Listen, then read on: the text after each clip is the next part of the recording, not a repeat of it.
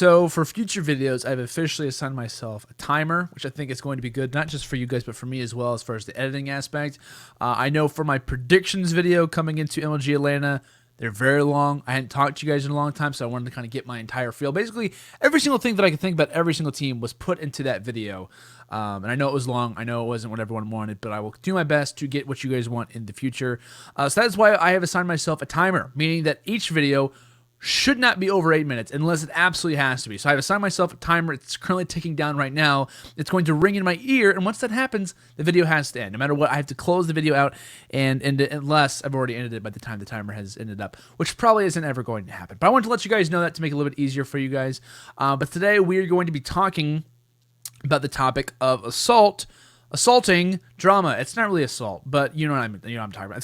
It's actually really funny that these two players both have names that kind of give a little bit of an adjective as to what happened in some cases. So I'll kind of lay it out from you guys from my perspective. I know this was kind of a thing that not many people knew about unless you were at the event, and I didn't even know about it till maybe, let's say, an hour after it happened. I would say like an hour. I say maybe like 20 or 30 minutes after it happened, to be fair to myself.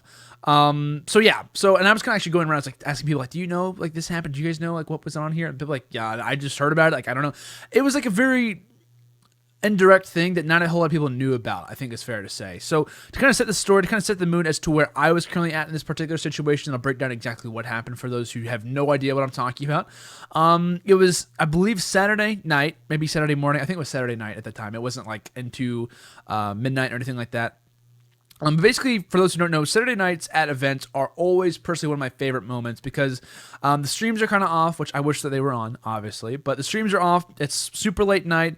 Teams are kind of grinding. They're finishing off their last few matches. You see a lot of people that you haven't seen the day prior, or if you're kind of like, in some cases, if you're in the community, that's when you start to talk to people. That's when you start to see matches. And it's also kind of fun because it kind of gives that aspect of, this is the reason why I'm here, and I'm also kind of getting, in some cases, extra matches that I wouldn't see, you know, had I not been in this tournament. Like there are so many good matches that I've personally seen on side stations that will never ever see the light of day as far as a broadcast or as far as the video is concerned, and that really sucks. But it's also kind of cool at the same time because there's so many good moments that you know about personally that not a whole lot of people ever know about. So with that in mind, right, Saturday night, talking to people. I think the Bravo stream had maybe just ended, was getting ready to end. And there was, I believe, a match going on between Cloud9 and TGC Blue. Cloud9 had not had all the event that they were expected to. Performed pretty terrible throughout their entire pool. Was severely underrated. As far as predictions were considered, I know a lot of people had them pretty high up. They did not perform to anyone's expectations. Then finishing 1-3. Only team they ended up beating was Imperial, which of course is a European team. Lost to Elevate EU. They lost to Team 3G and also Luminosity Gaming.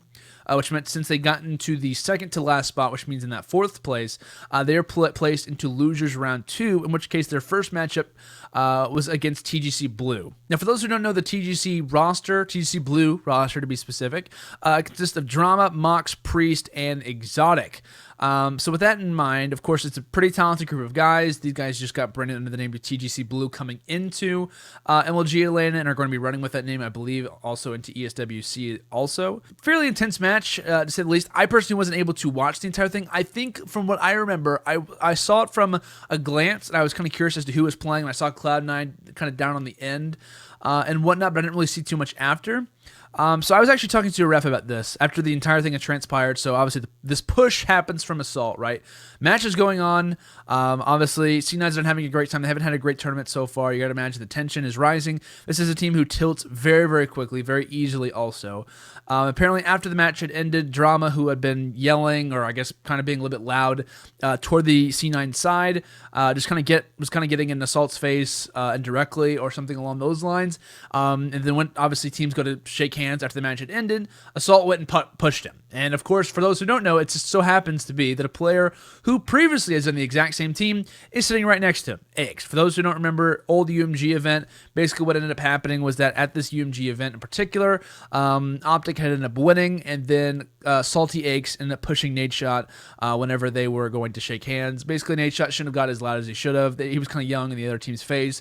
And, you know, granted, it's unfortunate, but things like that do happen. So it's kind of funny. The exact same thing transpires with transpires with a new teammate of Aches, obviously being Assault, and this guy has kind of been known as his brother, his little brother. Like this is Aches' teammate. He's kind of coaching along, and it's really funny to me in some cases that not that it's funny that it happened, but it's funny that this happened to him. Like this was the guy who did it, and Aches is probably sitting there right there, being like, "What are you doing? Like this is not a smart move. I've learned from this, and it's not a good idea."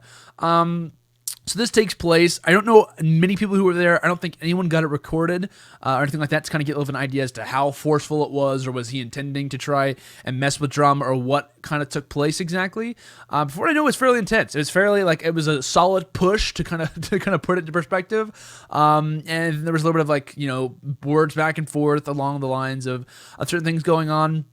And the reasoning being why I'm talking about this now is the fact that the Call of Duty World League has taken action to this. And MLG ended up tweeting out today, like I said, the reason why I'm making this video, saying, and I quote, "Due to previous violations of CWL Code of Conduct, Cloud9 player assaults CWL Pro points earned during the CWL Atlanta have been forfeited," meaning that every single pro point that he earned indirectly from this tournament is now forfeited, meaning that he earns no pro points. Now I'm going to quote as well, because they also say due to previous violations, that meaning that there's been more than one, in some cases, there's been more than one action or violation toward the CWL, at least according to what their tweet says. Like I said, due to serious violations, or maybe yelling, or maybe something else happened or transpired during that particular time. Maybe it wasn't just a push.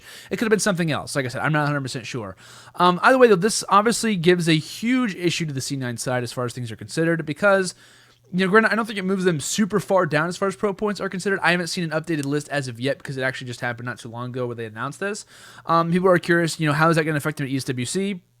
It doesn't, because pro points weren't, the deadline for pro points were counted before Atlanta had already taken place. So the fact of it's not like C9's going to get knocked out, they're not going to have to go through open bracket anymore, and one team fills their place. That's not going to obviously happen. But like I said, this is an issue that should, okay, so as far as my opinion on this, right, should MLG have made that action? Yes, they absolutely should have. There's no room whatsoever for any violations, or as far as forceful things, as far as pushing, or if you want to call it assault, no pun intended, obviously. There's no reason for that. There's no room for anything like that. And I understand people get salty. I understand things can happen like that. But there's no room for that. There shouldn't be any room. Oh, my timer just went off, so I have to end it here right now. So is it the right move by MLG to do this, to take away his particular pro points? Yes, in my opinion, it absolutely is. Lucky for C9, they didn't make it farther in the tournament, so they're not really forfeiting as much as they could have been. And I'm glad they're not taking away from the entire team. I'm glad they're taking it from him himself, because this is something that should not be taking place. It's Call of Duty. People get frustrated, and you're only one of two people to ever do it, one of them being your teammates, who probably gave you a pretty certain lecture after it ended. So my overall opinions, like I said, should have been done. Yes, there's no room for that. Whatever happened with drama and with TGC Blue, if anything, if they said something they shouldn't have, I understand things come down to it. But from whatever I was told from a referee, a few people who were actually there, they said it was pretty much unwarranted as far as an actual altercation to pushing and stuff like that. So, like I said, that's going to do it for today's video. Of course, if you guys want to leave your comments down in the comments below, obviously that's where they go. Feel free to do that. We can obviously discuss this a little bit further, get our overall ideas as to why this happened, should it happen in the future, and what code of conduct MLG should follow moving forward. But yeah, guys, that's going to do it for today's video. If you guys did enjoy, make sure to leave a like, and yeah, I'll see you guys later. Peace.